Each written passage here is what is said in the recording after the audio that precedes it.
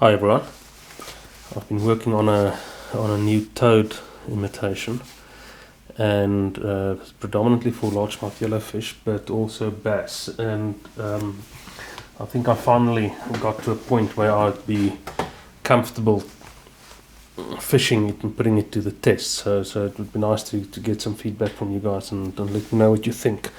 So I'm going to share this with you. A very nice and exciting new thing that we have are the grip rattle holders and grip rattles. And these rattle holders are available in black and in clear silicone, and they're very elastic. So what we do when we tie them into flies, we just cut the end off and you stick the rattle in there, and then you tie that onto your hook. Now something that I've noticed while working on this fly is that make sure you put the rattle into the rattle holder before you tie it onto the hook. It is quite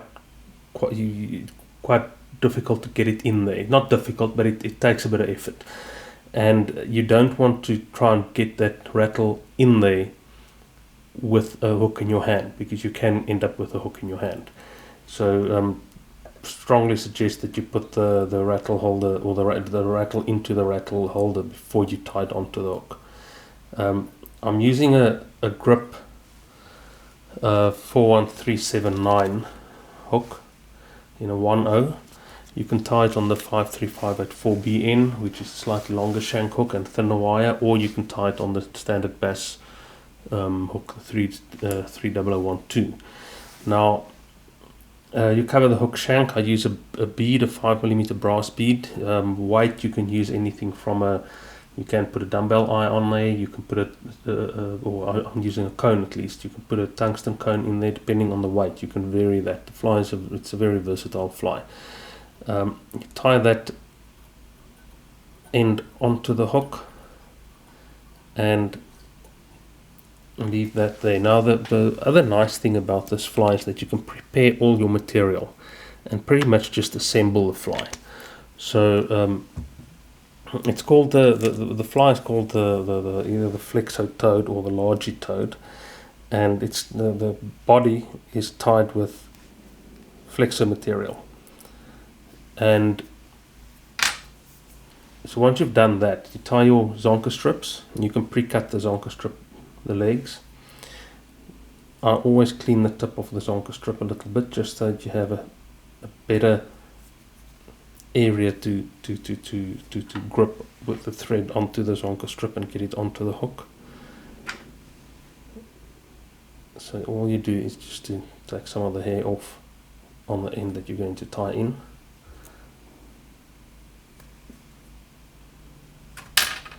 And you tie one leg on each side of the rattle holder.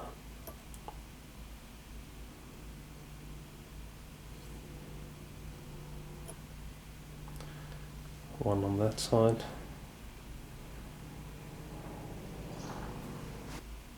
And one on the other side.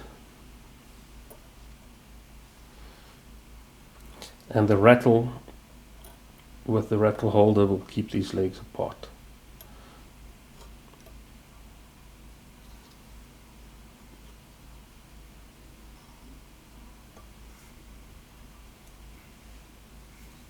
Like that. So that's what you've got.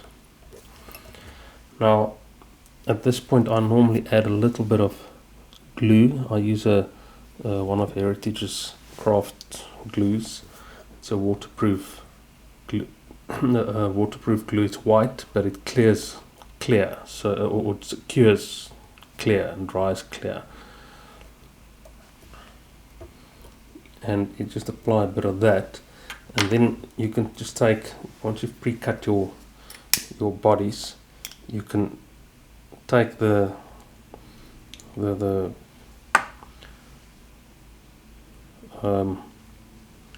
flexo tubing and just slide that over. Now what I do is I normally burn the one end a little bit, and it's just easier to tie that down once it's burnt. So you slide that over that bead. Don't worry about securing the bead or the cone.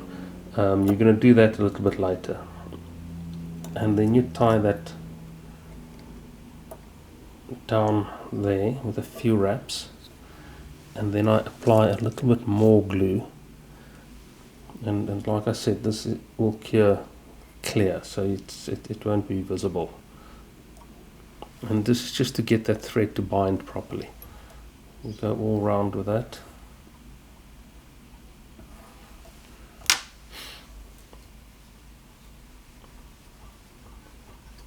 And make sure you wrap that nice and tight.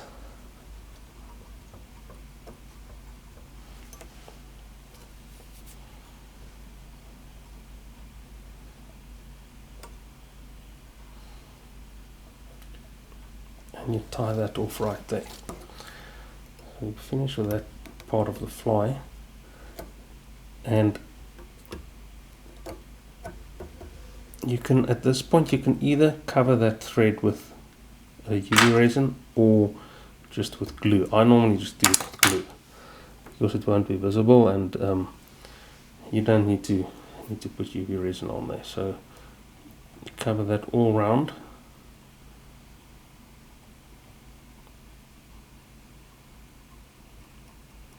Just like that, and you leave that there. Now you need to shape the abdomen, or the body of this toad. So what you do, you start to push this back, and what I do, I take my, I'm going to do it this way. Start to push this back, and I take my thumb and forefinger on my left hand and just help to bring this back so it folds over nicely.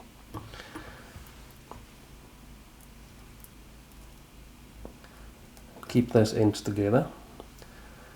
You grab the bobbin and just get this, and you start to wrap that, like a few wraps around that end to secure that right there.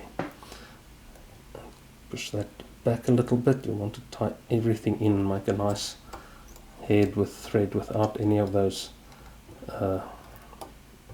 without that happening. So I pushed it back a little bit too far.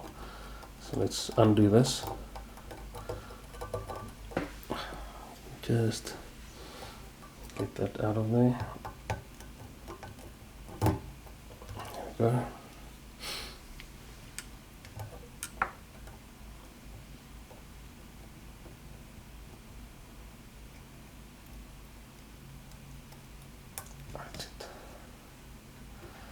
And you tie that in. This must be quite tight because it's, you can also put a bit of glue in there just to bind that thread.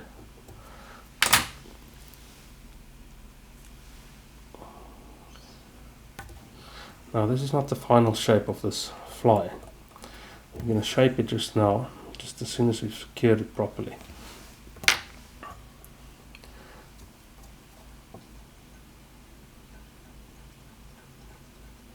And finish that head with a thread. Don't tie too far back on the hook shank, because that will definitely affect the shape of the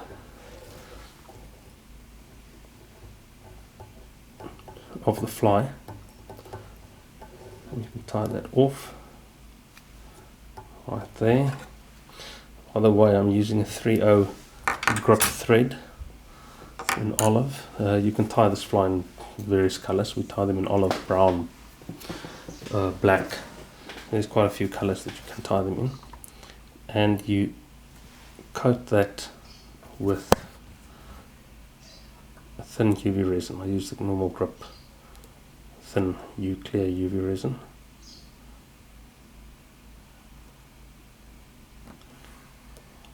Coat that.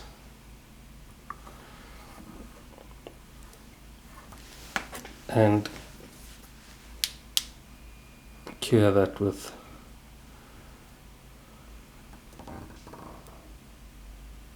the UV light. Now you'll see the shape of that body, it's closing the gape, and we'll sort that out just now.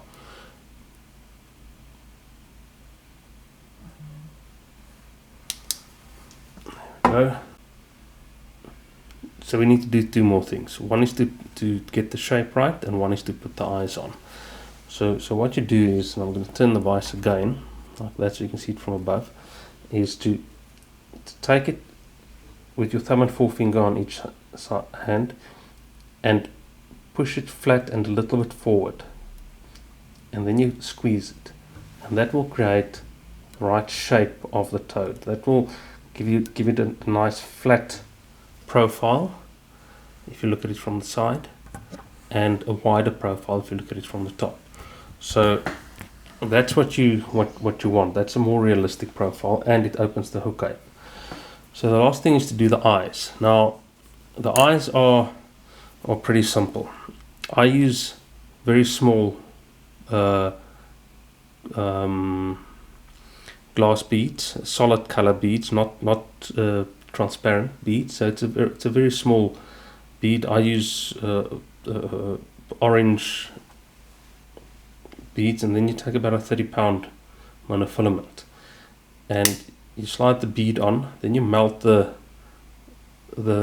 end, and you push the bead against that molten tip, and you squeeze it with your nail, and that will sit there. Now it's not tight yet. We're gonna glue it in a little bit later. And you need about 1 inch of nylon. You cut that off, and then you do the next one. So it's pretty quick and easy to do this. Okay, you slide the bead on, melt that end, slide the bead against the end, and push it flat with your thumb, or thumbnail rather, and cut that about 1 inch. And to position this, so what we do first is, before we slide them in, I take a bit of glue, I slide the bead back, and I apply a bit of glue on the monofilament, and then slide the bead in again, and you leave that to dry. So you can prepare your eyes before you even start to tie the flies. You prepare the eyes, and then you do exactly the same with the next one. So there's a lot of preparation work that can be done before you even start tying the flies, and you do exactly the same with the next one, and slide it in there. Leave that there. Now the next step is just to get those eyes in position. So what you do is you take an eye and push it through the flexo material to sit there, and you'll see that the nylon will come out at the bottom of the fly on the inside of the hook. And you do the same with the other one. And this is before you glue them in. Just get them in position.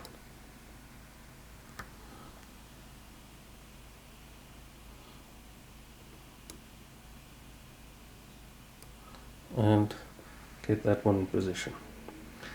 Now what I do here is to apply a little bit of UV resin, thin UV resin again, to push the eye up, apply it to the nylon below the eye, and then push the eye down, and then you do the other one again as well, and you just push it up. It's already in position. Apply some resin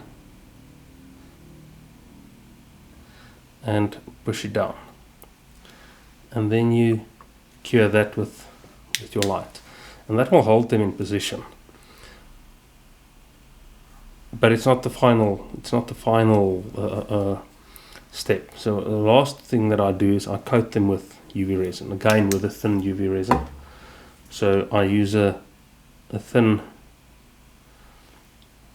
coat of resin over the eyes, apply that over the eyes on that side, and apply it on the other one as well.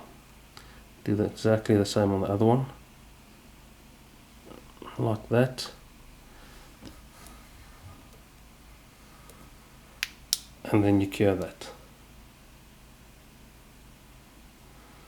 And I don't cure it all the way to be tack free. I just make sure the resin sets, and then I carry on with the next fly. And what I do is I can tie a bunch of them and just put them in the sun for a while, because you're not going to fish them immediately. So because if you sit here with a light curing them, you're going to just waste some time. So just cure it to a point where the resin will set, and then you move on, and then you just cut those ends at the bottom. Take your scissors and cut those ends at the bottom, and then I stick them on a piece of foam and I go and put them in the sun and let them cure further there.